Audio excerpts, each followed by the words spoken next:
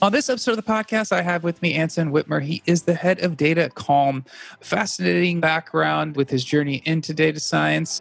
Actually, employee number 10 at Calm, which is now a unicorn, $1 billion company, a meditation app. I'm sure you either have used it or heard about it.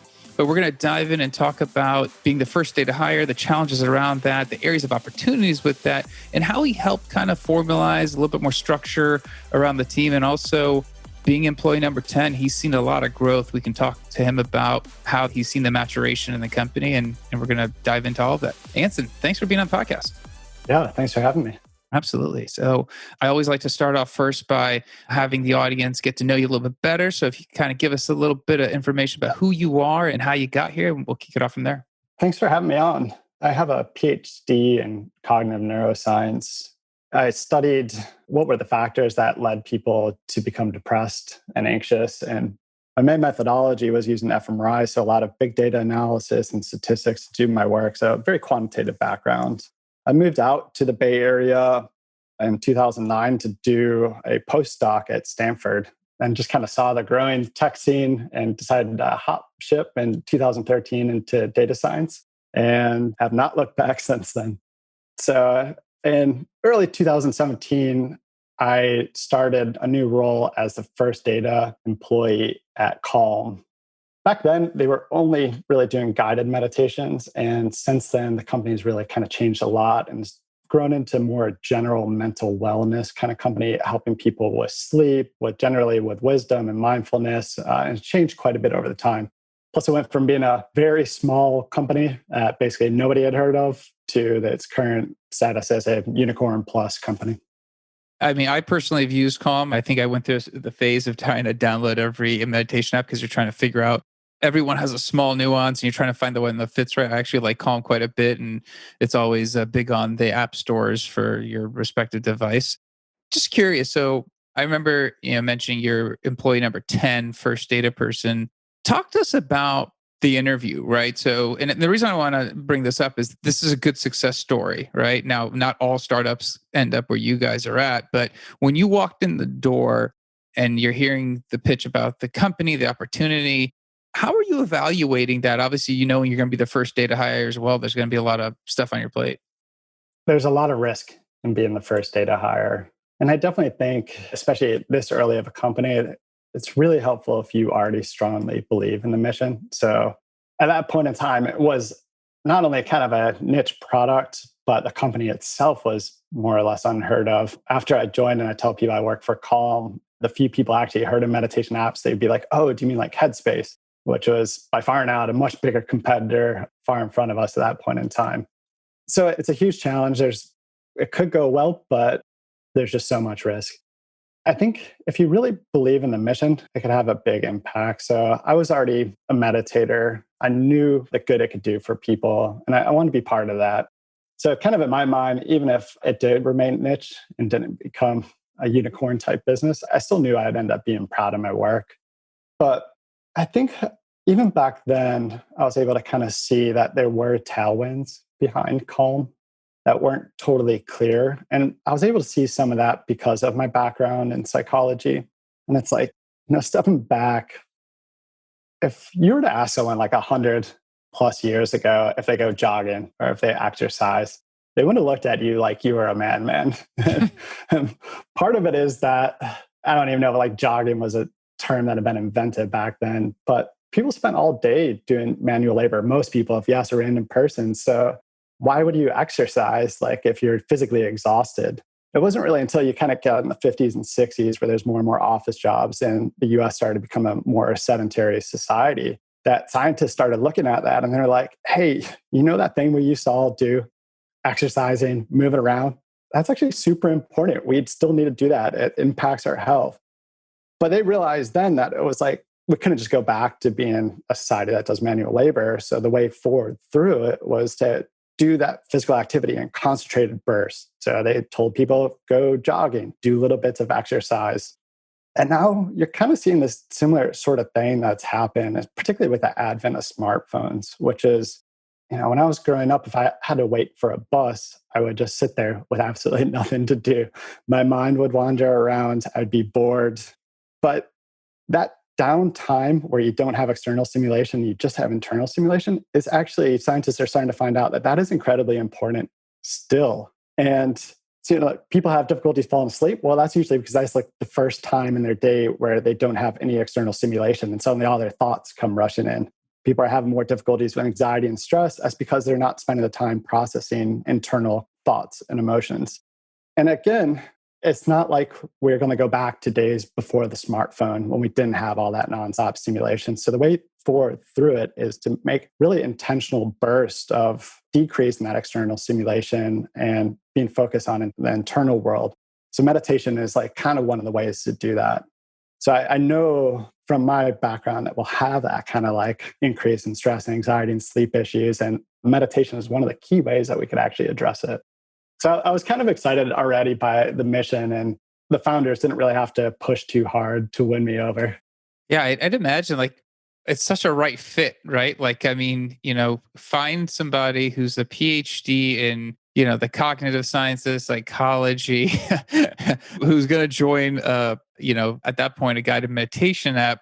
You understood a lot of the background of probably what they're going to do. And as you were just talking about, the transition of society, and we have a little daughter, and we're very cognizant of not having the phone around when she's around. But then it's fighting the urge, and it's so funny. It's like we know it's super important just to spend time with her.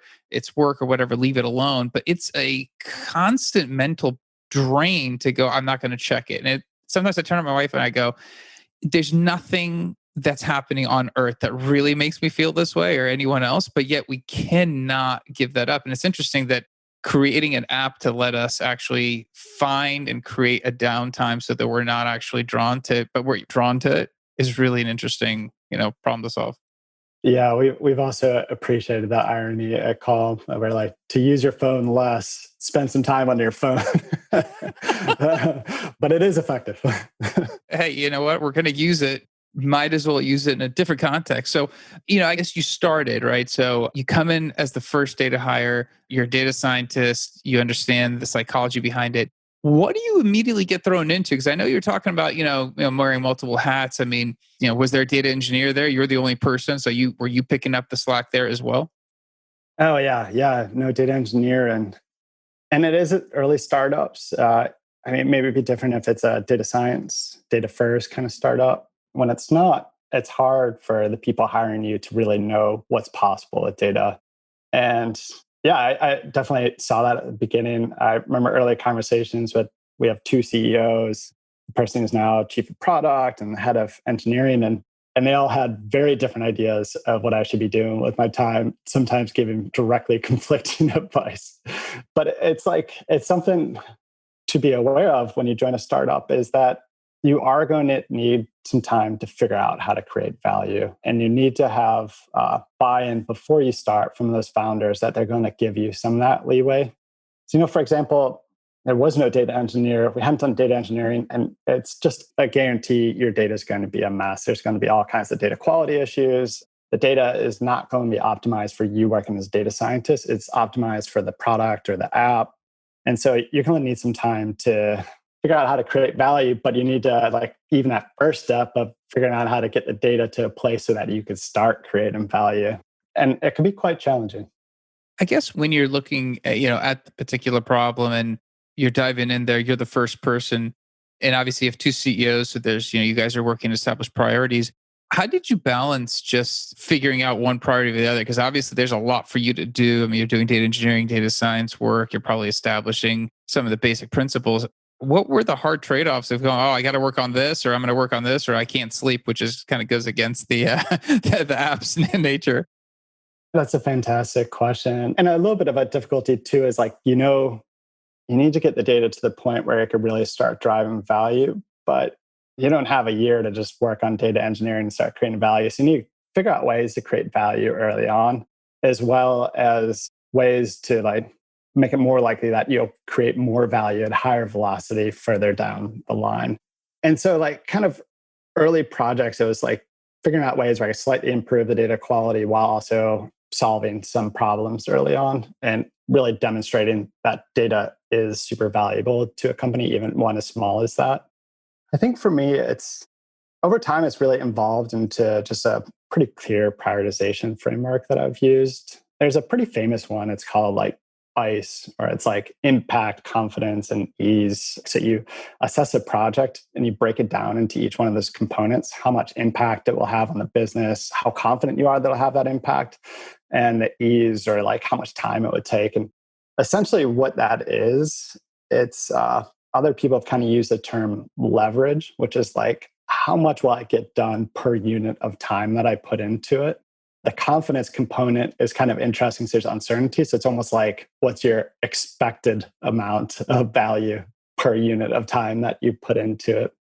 So while that's quite helpful, I've kind of over time kind of formalized this, and we've changed it. We've added like this motion component to it and called it MICE. And it's just really important to not only know what the impact of a project would be, but to understand how much motion, how much energy is behind it. And by that, I mean, if you finish like the project, will it get over the last mile? If you're talking to a product manager, do they just think, oh, that analysis will be interesting? Or could they tell you precise actions that they'll take? If you build a churn model, do you have like a lifecycle team that can start emailing people that are about to churn? If you build a lifetime value model, do you have a user acquisition team that's really going to be able to harness knowing what the return on investment is of single users so that they can push how aggressively you grow paid acquisition? So it's like, does the project fit with the greater like goals or things that the company's trying to learn at the current point in time? So it's kind of like, if you could figure out that motion, it can be really helpful to know that like, hey, there's a few projects seem like they actually would be really high leverage, but only some of them are going to get the last mile. So early on, one of the things that was talked about in the interview is the need for a churn model, but there wasn't really that much at that point in time that we were really capable of doing, even if we had fantastic predictions. We hadn't grown out life cycle. We didn't have ways to email users in sophisticated sorts of ways. We really couldn't act on it that much. The motion was actually fairly low on a model like that, even if since then we've built it and there is quite a bit of impact of it. But what I did see early on, though, was how much need there was to focus on experimentation and how we were learning, so I could speed up the rate at which we were learning about like just essential questions to the business. And so while I was kind of trying to improve the data quality, those were kind of some of my first steps. Yeah, no, I was going to say just the component on looking at mice, because I think that's really interesting. I think a lot of people over index on prioritization, but then the actual end usage, because it's maybe out of their purview or that's no longer on their plate, it kind of gets lost. I really think there's various lines. It was a Parkinson's law about work expanding to fill time. I think we're all very susceptible to finding work to stay busy, but then the value of the perpetual motion of that work, which is kind of what you factored in, that's really interesting because I mean, you only had X amount of hours there. And it's particularly relevant to data teams because we're so often working in supportive functions. If it's data product, maybe it's a little bit different. But otherwise, we build something, we hand it off to user acquisition or to lifecycle or to product. But it's those partner teams are usually the ones taking it the llast mile, and that's where the value happens. And if you don't arrive at that get through that last mile, it's almost like you could have not done anything and it'd be just as valuable of a project. So really having that kind of coordination, and it's really helpful to talk even to as a team, people on my team who pitch ideas. And I'm like, you know what, I think leverage wise, the ICE component, this is actually like, could be quite impactful for the business and a good use of your time. But like, are the PMs ready to act on it? Are they excited? Do we know what the next step is? Or similarly with some other teams where they ask for something from us, but then over time with this focus on motion, we've realized that when we deliver it, they are excited for it, but they're not ready to act right then. They'll get to it in a few weeks or something like that. And if that's the case, I think it's better for my team to be focused on something that as soon as it's done, we'll be able to get over that last mile and drive value. And then we'll come back when they're ready for us to like complete the work that they need. So it's actually encouraged our partner teams to coordinate their priorities with us more because they know that work related to them will get deprioritized if they're not ready to act on it. So it's been quite useful from like a organizational, like cross-functional perspective as well. That's really interesting. So I was going to ask the question of what happens when a team feels that it's super important to them, but then in terms of maybe, being used, being in motion, there might be a gap. How are those conversations taken? Because obviously if somebody feels like this is my life, I need it. And then obviously you're getting the sense that, well, I think you're right, but it's not like you need it tomorrow. You just need it sometime this quarter. Like, obviously that's a tough little tricky biz to talk about. How does that go? Yeah. I mean, I think a key part of that is always early on having conversations that what we're doing is trying to create the most amount of value for the business. It's not about prioritizing one partner or another or pet projects over another. Like, so we try to look at it really objectively. And that's part of the point of having a clear prioritization framework. And if you get people to buy into that early on, it stops it being like, well, this is my favorite. And we all focus on like, what's the end result for the business? So it helps those conversations, but it's also, I think just even having this kind of concept of motion does kind of help you figure out how to take those actions. Because it's like sometimes you have low motion, but then you realize, well, some people just don't really understand what the potential impact is. So you just need a little bit of time with education. Sometimes people just have a lot on their plate. And once it's cleared off, the motion will just improve. So you just know, okay, we're just going to come back to this in a month. Sometimes someone just needs to spend that little bit of extra time of like planning out those concrete steps. And so that focus on motion can really, it's a great part of motion. It's like the most changeable part of the prioritization. But so if someone's like, hey, like I really want this, well, it's like, help me bring the motion up, like figure out those concrete steps. And then this will be prioritized because the ice is already high. Interesting. It almost feels like, how, with test-driven development, you're writing the end result in mind. In this case, you're like, well, tell me how you envision this going into your everyday. Because if you can articulate that, then we actually see some dotted lines, some light at the tunnel that this will actually be used over the other thing. And obviously, your centralized function, you have X amount of time, your team can only deliver what they can. So it's a very interesting way of kind of prioritizing that one component that I don't see a ton out there. And some of that thinking early on kind of drove, how I prioritize early on. So it's kind of like I saw the value of experimentation, how much the product was ready to act on it. There was tons of motion, and there was just kind of clear issues with it early on, which is not surprising if they didn't have a data person. But the team had seen an early success, and that seeing that there was like a lot of people doing meditation at the very end of the night, it was kind of a little bit surprising because, meditation is actually something you should do while very awake. It is a high focus kind of activity, not something to make you fall asleep. But we saw that it was kind of possible that people were actually the same things that were driving people to the app for meditation, stress, and anxiety, maybe also were causing sleep issues. And so people were looking to our content to help them also solve sleep issues. And so Calm came up with sleep stories as a potential way where it's like these stories for adults. They're just interesting enough that they engage you, but they kind of have like a rhythm and lull to them that over time, it helps you basically shut down that internal dialogue and fall to sleep.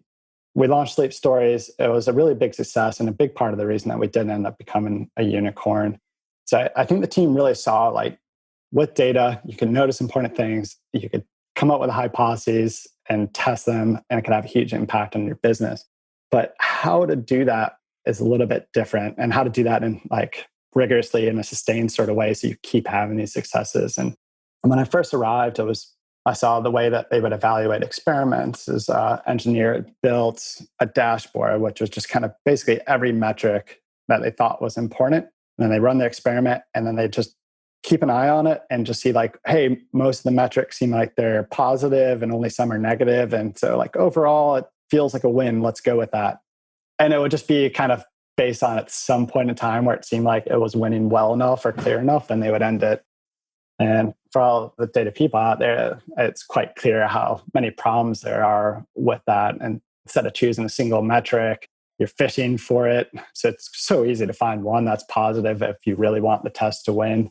You don't let it run for long enough. So there's like, you don't know if you're ending it earlier, if you actually had enough power to find the effect.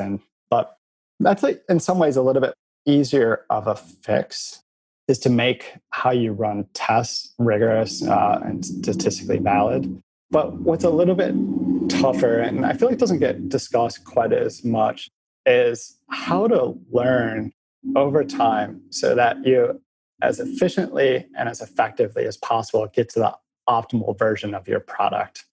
And I think the way to do it, and come from my background, it's just so natural to me, is really harnessing the scientific method. So it's like your goal really starts being about, you really are trying to learn. You're trying to learn about your users. And the way you learn is you develop research questions, usually based on some sort of foundational observations that you really think are like the questions that are most important to your business. Ideally, you come up with a whole set of questions and then you prioritize them and say, this is what we really want to learn about. And you generate hypotheses, which are basically answers, posited answers to those questions or explanations of the foundational data that you've seen. You could have a whole bunch of hypotheses as well that all explain that one thing. But then you start testing them by turning those hypotheses into predictions that you could test with an experiment.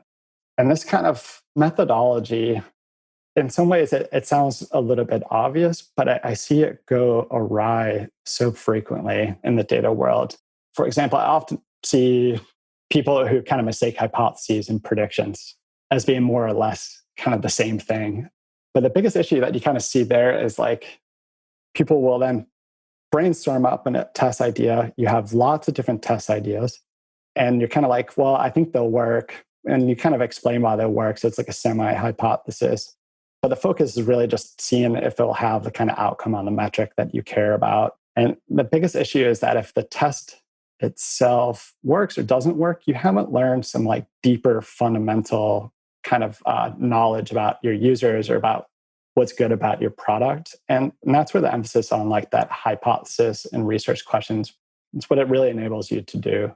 So obviously, moving to more of a formalized, model like this, it's a little bit different. What did you see with the team as you're bringing this approach into play? Like, was it something that there was resistance just because it was easier to kind of just, like you said, one dashboard of all these metrics and let's, paint the picture, the narrative that we want, or was there a complete buy-in, or how did it go? In terms of like the rigor of how to run the test, it was pretty easy to get buy-in. It's a great part of working in Silicon Valley. People are open to that type of expertise, and they're like, "Oh, great! It's nice to have someone here who could tell us like what are the pitfalls we're going to run into." In terms of like using the scientific method, I didn't formalize it. It was more just kind of working that way and trying to get them to think in that direction.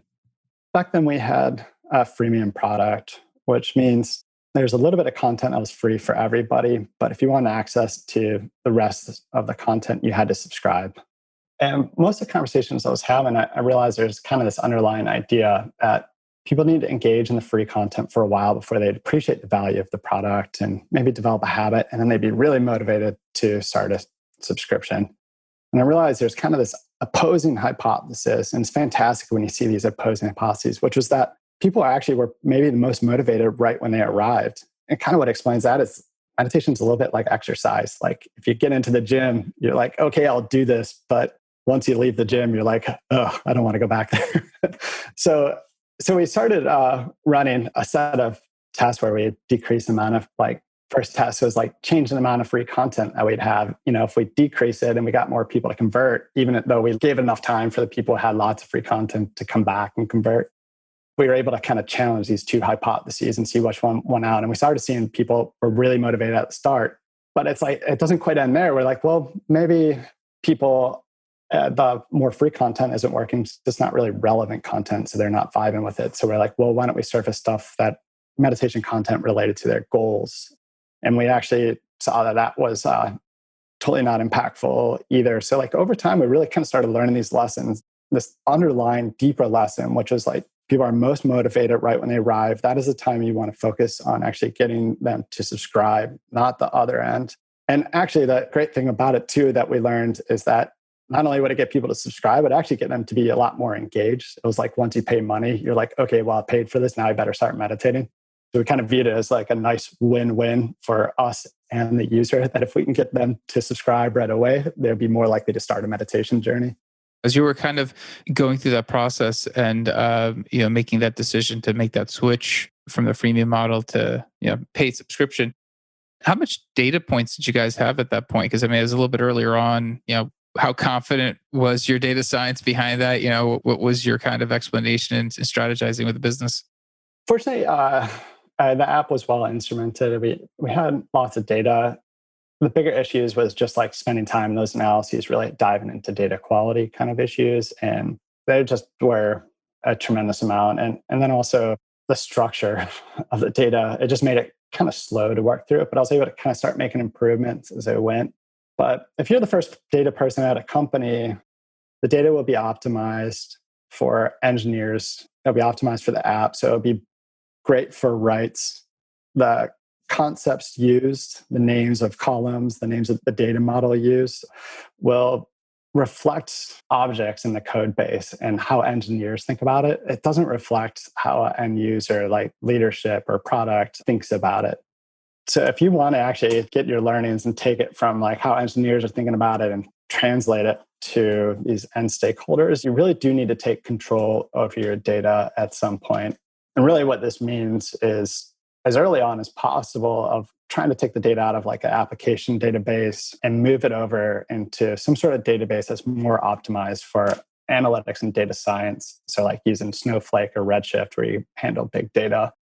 The cool thing is like once you have the data there, now you're free to optimize it for whatever way is best for you and for the end stakeholder. So you could kind of determine what the best data model should be. You could start making transforms where you denormalize it. Maybe you want to use star schema. And anyway, you're denormalizing it and you're essentially working towards more of a layer of abstraction in your data warehouse than is afforded in an application database. So it's like, if you could have these end tables that's integrate all the right data, not only is it easier to query, because it's at the level of abstraction understanding that you need it to be, but it's much more robust. If there's changes made upstream from you, you could fix them one time. So then it's fixed in that more abstract part of your data warehouse. And then anything depending on that abstract layer then is automatically fixed as well. So over time, you really need to be able to like figure out ways to take control over the data. And the sooner I think that you could do that, the better. It sounds like as I'm kind of listening to you talk about, the journey of walking in there wearing the data engineering hat and helping establish the data science practice to now having a much more robust environment. It sounds like there's just obviously you have a ton more tools at your disposal. How big is the team currently? Just out of curiosity, I don't think we had talked about that. There's 6 data scientists and 4 data engineers. So it's about 11 people. It's pretty good. Way different than day one. Yeah. Massive shift. It's changed quite a bit. It's when I joined Calm, we were about 10 people. Our main competitor, Headspace, they were, I think what I heard, 200 or 300 at that point in time. They're 2 years in front of us in terms of that they'd raised money 2 years before us. And by the time we signed term sheets, a couple months before we'd signed term sheets for our $1 billion valuation, we were still only about 25 people. And I think at that time, Headspace was 300, and now Headspace is like 350 or so. And we've grown, but we're about to get to 150 folks. So it's like we've always kind of maintained a little bit more lean team of just like high performers instead of a bigger organization. So it's actually having that size of a data team as like a portion of the company is actually, when I've kind of looked and talked with colleagues across the industry, it's actually really high ratio of data folks to the rest of the company. And I think that does reflect the success that we've had in data is that leadership has kind of put a lot of value on what data could do for the company and decided to kind of keep aggressively growing out that function in the business. That's awesome. Yeah, I mean, it sounds like you guys are on an awesome trajectory, and I love the insights from, being data hire 1, employee 10 to now being a part of a, $1 billion organization. But also what I even think is even cooler is that it seems like such a great fit for your background and kind of, a PhD within psychology, get cognitive science, and then working for an app that kind of fits right into that mold. You don't get that all the time. I think that's, to me, I'm still kind of, I don't know, I'm still geeking out over for you because I'm like, it's got to be so cool because, most of the time, let's say if you're working for, let's say a self-driving company, all right, I mean, it's cool, like, but does it leverage some of the science of what you learn now? But in this case, like you understand, some of the way the science part works. I'm sure you guys have a lot of research that goes into it. So, I guess a different connection maybe, which is, you don't always get. It's kind of fantastic that way. In fact, my research was really focused on understanding rumination or why people kind of just get stuck thinking about the same thing over and over, particularly when they're depressed or anxious. And one of the best ways to treat rumination is through meditation. There you go. So cool. It's the way to scale up my knowledge, my impact. Yeah. Awesome, man. Anson, I appreciate you being on. I love the conversation. I love the story. Thank you for sharing. If someone wants to reach out to you and if they have any questions or if they have anything that they want to follow up with you, what's the best way to get in touch with you? LinkedIn, Twitter? Yeah, LinkedIn is a fantastic way. Cool. So we will include the LinkedIn profile to Anson and in the show notes for everyone. And that's it for this week. We'll be back in next week, different guests, different topics. And like always, I definitely want to hear about what ideas you guys have in terms of what you want me to talk about, like to get some direction, any feedback, ratings on all the various apps that you listen to this podcast on are great to kind of help grow the podcast. Until next week, thank you.